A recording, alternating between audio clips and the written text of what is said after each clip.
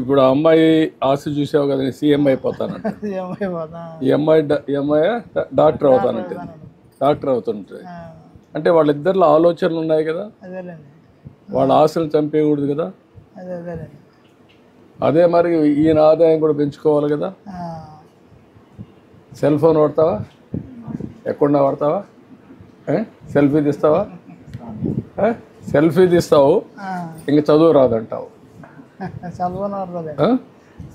మాకు తెలియదు కానీ వాళ్ళకి తెలుస్తాయి. ఇప్పుడు ఆ జనరేషన్ అన్ని నేర్చుకుంటున్నారు.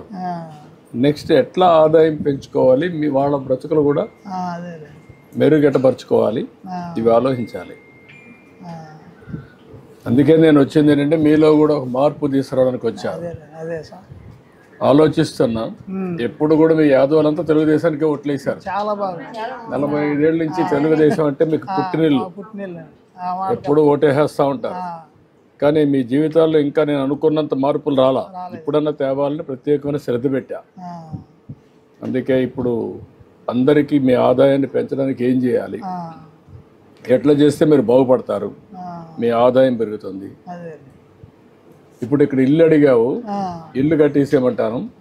ఒక పని చేయండి కలెక్టర్ గారు, ఈ ఇంటికి నలుగురు ఒకటి ఇక్కడ ఉంటారా, మీరు పిల్లలతో కూడా ఇక్కడే ఉంటారా? ఇక్కడే ఉంటే ఇద్దరికి కలిపి 2 houses శాంక్షన్ చేసి పక్క పక్కనే ఎంట్రీ కూడా పెట్టేసి కట్టేసేయండి. కామన్ వాల్ పెట్టేసి ఇద్దరికి కట్టేయండి. అప్పుడు శుభ్రంగా ఉంటుంది, బెటర్. ఆ పిల్లలు ఉంటారు, మళ్ళీ వాళ్ళకి ఉపయోగపడతాయి. ఇద్దరికి కట్టించేసి అదొకటి. ఇంకేం కావాలంటున్నారు మీరు బాగుపడాలంటే? మామూలుగా ఈ పశువులకి దానా ఇవన్నీ బాగా హాస్పిటల్ బాగానే ఇస్తున్నారు. ఈ మిల్లరం బేళ్లుగా వచ్చి ఇచ్చారు వందాలు, అవి కూడా ఇంకా కొద్దిగా సఫలాగా చేపించి ఇంకా అది బాగా మాకు ఉపయోగపడతా ఉంటుంది. ఏం కావాలంటావు? ఈ బేళ్ళు మిక్చరు, మిల్లరం మిక్చర్ లాగా మొక్కజొన్న పొడి లాగా బేళ్ళు పట్టేసి ఉన్నాయి. అది వరకు కడవ వాళ్ళ దగ్గర మందులు వేయ ఉండా కానీ టీకాలు వేస్తున్నారు బాగా. సంవత్సరానికి 3 సార్లు టీకాలు వేస్తారు గొర్రెలకి గేదెలకి. అన్ని హాస్పిటల్ సదుపాయం కూడా బాగానే ఉంది. అవి కూడా కొద్ది మాకు సప్లై చేయగలిగితే ఇంకా అవన్నీ రెన్యువల్ చేయండి. ఇంత మునుపు ఏదైతే బెస్ట్ ప్రాక్టీసెస్ గొర్రెలకు కానీ దీనికి కూడా ఎట్లా చేస్తున్నాము, ఇప్పుడు ఫాడర్ డెవలప్ చేయమన్నాం ఊర్లోనే.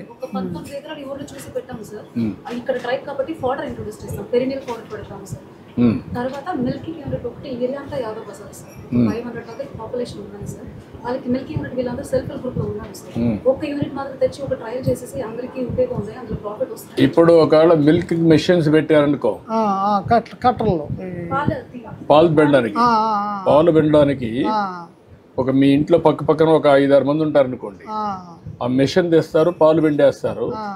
ఇప్పుడు ఆవిడ ఉంది డాక్రా సంఘంలో, ఆవిడ నేర్పిస్తాం, ఒక మెషిన్ ఇస్తాం. ఈ 10 ఇండ్లకు ఆవిడే చేసేస్తారు. ఆమె తీయాలి ఆ 10 ఇండ్లకు మెషిన్ ఉంటుంది, మెషిన్ పెట్టేస్తుంది, పాలున్నీ వచ్చేస్తాయి. అట్లా 10 ఇండ్లకు చేసేస్తారు. దానికి ఇంత వీడికి కూడా డబ్బులు వస్తుంది. ఆ మెషిన్ మేనేజ్ అట్లా సెల్ఫ్ హెల్ప్ గ్రూపులు పెట్టి డాక్రా సంఘాలు పెట్టి అది కూడా చేద్దామని. అప్పుడు పాలు పిండే పని ఉండదు ఇంకా. అదే ఆటోమేటిక్గా రన్ అయిపోతుంది. అది కూడా పెట్టమన్నాను.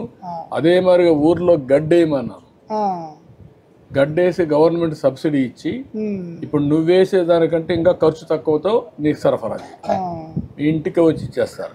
ఇవన్నీ ఉంది, గడ్డి ఉంది, కట్ చేసేస్తారు మిషన్ తో, కట్ చేసి ఇచ్చేస్తారు. బస్తాల్లో ఇంత ఇన్ని కేజీలు ఇచ్చేస్తారు. అన్ని కేజీలు పశువులకి వేస్తాం. మామూలుగా రైతుకు సంబంధం లేకుండా వాళ్ళే డైరెక్ట్ తెచ్చి ఇచ్చేయటం, వాళ్ళే ఇస్తారు. మీ ఊర్లో ఒక 5 ఎకరాల భూమి ఉందనుకో, 5 ఎకరాలు వేపిస్తా, నేను దానికి కొంత డబ్బులు ఇస్తా. వాళ్ళే కట్ చేసి వాళ్ళే ఒక ట్రాక్టర్ వేసుకొచ్చి ఇంటింటికి డిస్ట్రిబ్యూట్ చేస్తారు.